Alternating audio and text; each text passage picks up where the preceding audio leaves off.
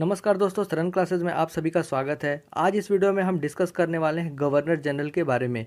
जितने भी important questions बनते हैं गवर्नर जनरल से रिलेटेड, वो सारे क्वेश्चंस आज इस वीडियो में हम डिस्कस करेंगे। जितने भी इंपॉर्टेंट क्वेश्चंस हैं उन सभी को, क्योंकि आगे आने वाले जितने भी एग्ज़ाम्स हैं, जैसे कि बिहार दरोगा का मेन्स एग्ज़ाम, बिहार एसएससी का mains exam, Bihar ESI exam, BPSC 66 और भी जितने सारे आपके आगे आने वाले एग्ज़ाम्स हैं, उनके लिए ये सारे क्वेश्चंस बहुत ही इंपॉर्टेंट है।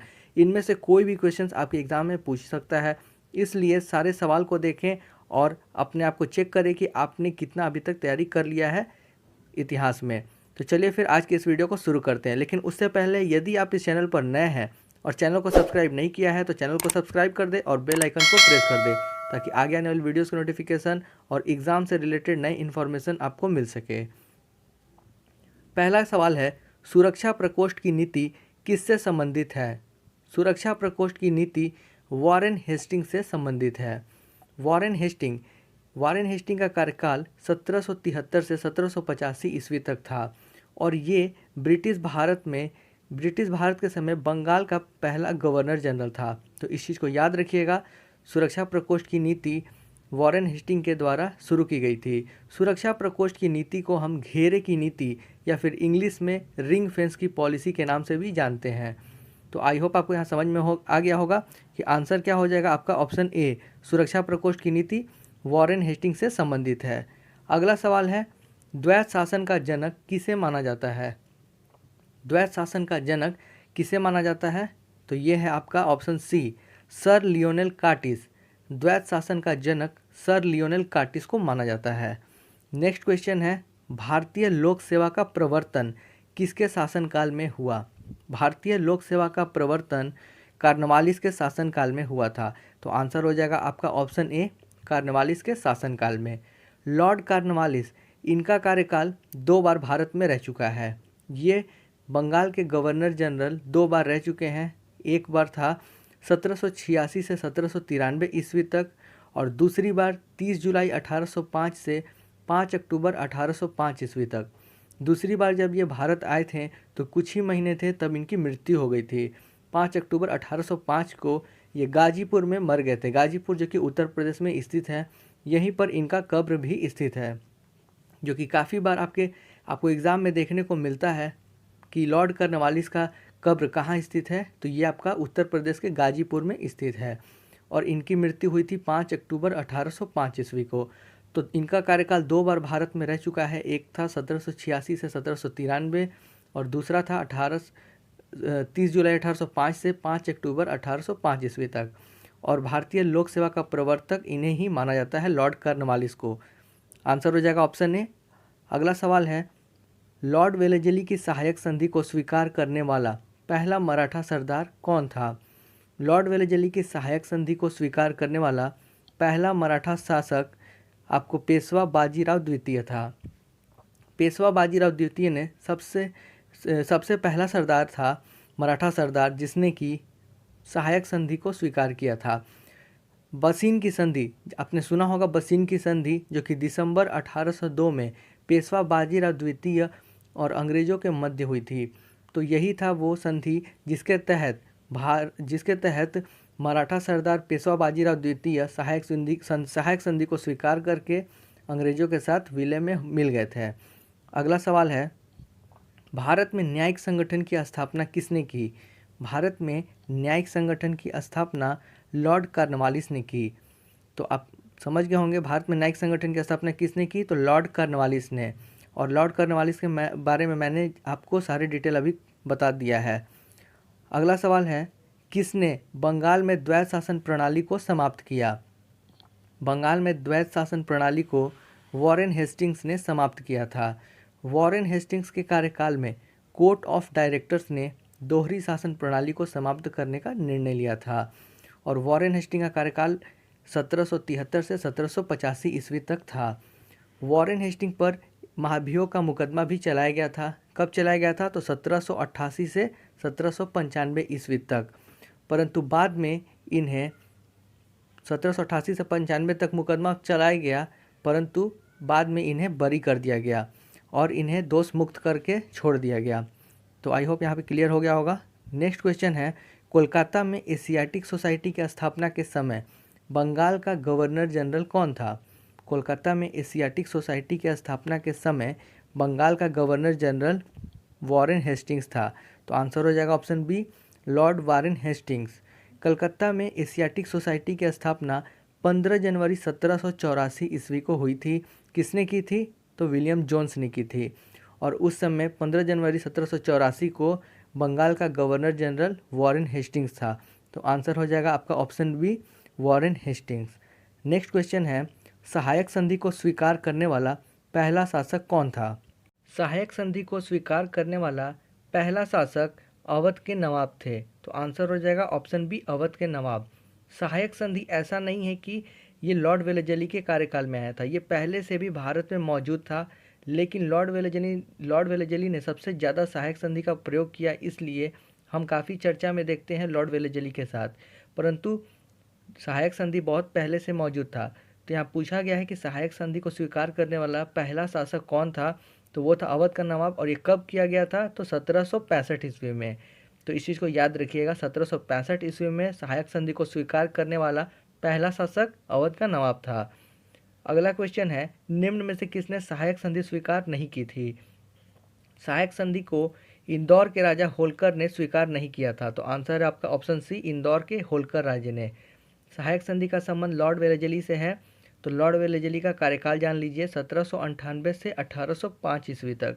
लॉर्ड वेलेजली का कार्यकाल 1798 से 1805 ईस्वी तक था। और किसने सहायक संधि को स्वीकार नहीं किया था? तो वो थे इंदौर के होलकर राज्य ने। नेक्स्ट क्वेश्चन है, जब नेपोलियन की शक्ति के सामने यूरोप में साम्राज्य धराशायी हो रहे थे, उस समय किस गवर्नर जनरल ने भारत में ब्रिटिश पताका फहराए रखा? तो जब नेपोलियन की शक्ति यूरोप में बहुत ज़्यादा फैल रही थी, ताकतवर हो गई थी, उस समय भारत के बंगाल के गवर्नर जनरल कौन थे? तो उस समय बंगाल के गवर्नर जनरल थे लॉर्ड वेलेजली। और ये कब का समय है? तो ये 1799-1800 का समय है, जब नेपोलियन काफ़ी चर्चे में था यूरोप में। तो उस समय भारत में कौन था? तो बंगाल का गवर्नर जनरल उस समय भारत में लॉर्ड वेलेजली था। तो आंसर हो गया ऑप्शन ए। अगला सवाल है, आंग्ल नेपाल युद्ध किसके शासनकाल में हुआ था? आंग्ल नेपाल युद्ध लॉर्ड हेस्टिंग के शासनकाल में हुआ था। आंसर है आपका ऑप्शन बी, लॉर्ड हेस्टिंग्स। आंग्ल नेपाल युद्ध 1814 से 1816 ईस्वी के समय हुआ था। और लॉर्ड हेस्टिंग का कार्यकाल 1813 से 1823 के बीच है। तो इसलिए ये उनके समय में हुआ था, 1814 से 1816। आंग्ल नेपाल युद्ध को किस संधि के द्वारा समाप्त की गई? तो इसे सुगौली की संधि के द्वारा समाप्त की गई। सुगौली की संधि कब हुई? तो 2 दिसंबर 1815 ईस्वी में सुगौली की संधि हुई, जिसका अनुमोदन 4 मार्च 1816 को किया गया था। तो इस चीज़ को याद रखिएगा, आंग्ल नेपाल युद्ध किसके शासनकाल में हुआ? तो आंसर है ऑप्शन बी, लॉर्ड हेस्टिंग्स। अगला सवाल है, ठगों के दमन से कौन संबंधित है? ठगों के दमन से कौन संबंधित है? आंसर है option B, captain Sleeman. Captain Sleeman ने ठगों का दमन किया था। कैप्टन स्लीमैन को लॉर्ड विलियम बेंटिक ने नियुक्त किया था और कैप्टन स्लीमैन ने 1500 ठगों को बंदी बना लिया था, जिनमें से अनेक ठगों को फांसी दे दिया और बाकी जो अन्य बचे उन्हें आजीवन निर्वासित कर दिया। तो आंसर हो जाएगा ऑप्शन बी, कैप्टन स्लीमैन। अगला सवाल है, सती प्रथा पर पाबंदी किसने लगाई? तो सती प्रथा पर पाबंदी लॉर्ड विलियम बेंटिक ने लगाई। सती प्रथा पर पाबंदी कब लगा? तो 1829 ईस्वी में। किस नियम के अनुसार? तो 17वें नियम के अनुसार। लॉर्ड विलियम बेंटिक ने 17वें नियम के अनुसार 1829 ईस्वी में सती प्रथा को अवैध घोषित कर दिया था। सती प्रथा को अवैध घोषित करने में एक और व्यक्ति का हाथ है, जो कि काफ़ी नामित है, काफ़ी पॉपुलर है। कौन है वो? तो वो है राजा राम मोहन राय, जिन्हें भारत में पुनर्जागरण का जनक भी कहा जाता है। अगला सवाल, किस वर्ष बंगाल से दासों के निर्यात पर रोक लगा दिया गया? तो किस वर्ष लगाया गया था? तो आंसर है आपका ऑप्शन ए, 1789 ईस्वी में। 1789 ईस्वी की घोषणा के बाद बंगाल से दासों के निर्यात को बंद कर दिया गया था। आंसर हो जाएगा आपका ऑप्शन ए, 1789। अगला सवाल है, जेम्स एंड्रयूज रैमजे भारत के किस गवर्नर जनरल का वास्तविक नाम था? James Andrews Ramsay. तो जेम्स एंड्रयूज रैमजे ये लॉर्ड डलहौजी का वास्तविक नाम था। लॉर्ड डलहौजी का कार्यकाल कब से कब तक था? 1848 से 1856 ईस्वी तक। तो आंसर हो जाएगा आपका ऑप्शन ए, लॉर्ड डलहौजी।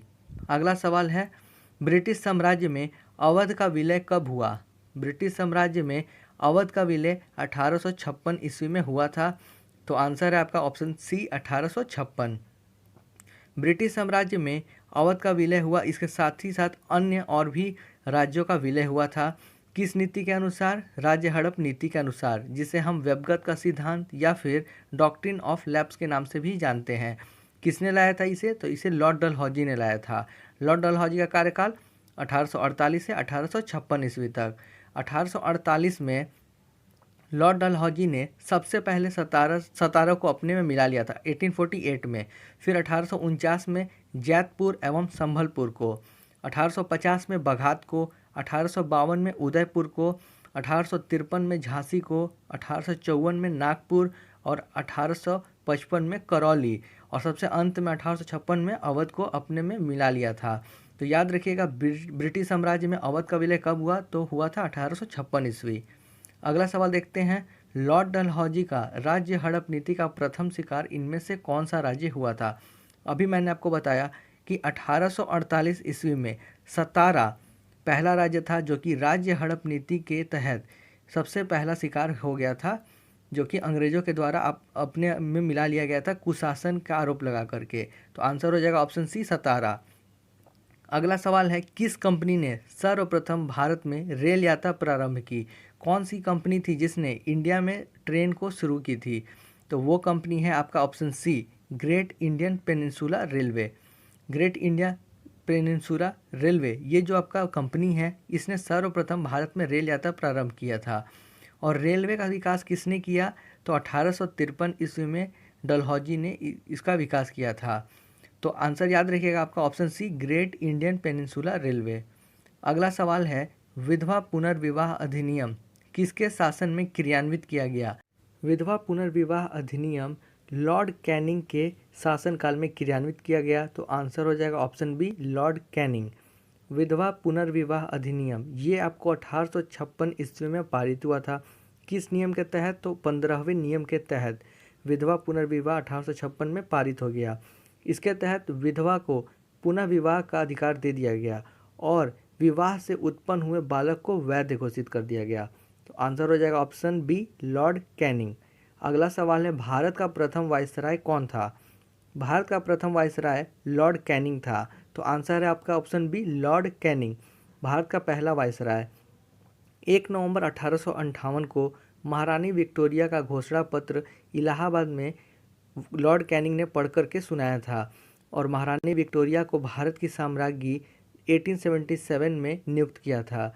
और भारत का पहला वायसराय कौन था? तो वो था लॉर्ड कैनिंग। तो आंसर है आपका ऑप्शन बी लॉर्ड कैनिंग। अगला सवाल है, किस गवर्नर जनरल ने भारत में दास प्रथा को समाप्त किया था? भारत में दास प्रथा को लॉर्ड एलनबरो ने समाप्त किया था। आंसर होगा option A Lord Ellenborough. Lord Ellenborough ने 1843 में एक्ट 5 के तहत भारत में दास प्रथा को समाप्त कर दिया था। लॉर्ड एलनबरो का भारत में कार्यकाल कब से कब तक था? 1842 से 1844 ईस्वी तक। और 1843 में दास प्रथा को अवैध घोषित कर दिया गया था, समाप्त कर दिया गया था। नेक्स्ट क्वेश्चन है, अस्थाई बंदोबस्त किसके शासनकाल में प्रारंभ किया गया था? स्थायी बंदोबस्त लॉर्ड कर्नवालिस के शासनकाल में प्रारंभ किया गया था। तो आंसर है ऑप्शन सी लॉर्ड कर्नवालिस। अस्थायी बंदोबस्त से कौन संबंधित है? Lord Cornwallis. चतुराईपूर्ण निष्क्रियता की नीति से कौन जुड़ा हुआ है? चतुराईपूर्ण निष्क्रियता की नीति से जॉन लॉरेंस जुड़ा हुआ है। तो आंसर हो जाएगा ऑप्शन ए जॉन लॉरेंस। चतुराईपूर्ण निष्क्रियता को कुशल अकर्मण्यता की नीति या फिर इंग्लिश में पॉलिसी ऑफ मास्टरली इनएक्टिविटी के नाम से भी जाना जाता है। तो याद रखिएगा, चतुराईपूर्ण निष्क्रियता से कौन संबंधित है? तो जॉन लॉरेंस। अगला सवाल है, किस वायसराय की हत्या उसके कार्यकाल में की गई? तो वो वायसराय था लॉर्ड मेयो, जिसकी हत्या उसके कार्यकाल में भारत में कर दी गई थी। लॉर्ड मेयो की हत्या 1872 ईस्वी में हुई थी। लॉर्ड मेयो का कार्यकाल 1869 से यानी कि 69 से 1872 ईस्वी तक है। इनकी हत्या अंडमान निकोबार द्वीप समूह में एक कैदी के द्वारा कर दी गई थी। उस कैदी का नाम था शेर अफरीदी। उसने अंडमान निकोबार में इनकी हत्या कर दी थी लॉर्ड मेयो की। लॉर्ड मेयो के समय में ही सबसे पहली बार भारत में जनगणना हुई थी 1872 ईस्वी में। तो आंसर आपको याद रखना होगा, लॉर्ड मेयो की हत्या भारत में कर दी गई थी उनके कार्यकाल के समय।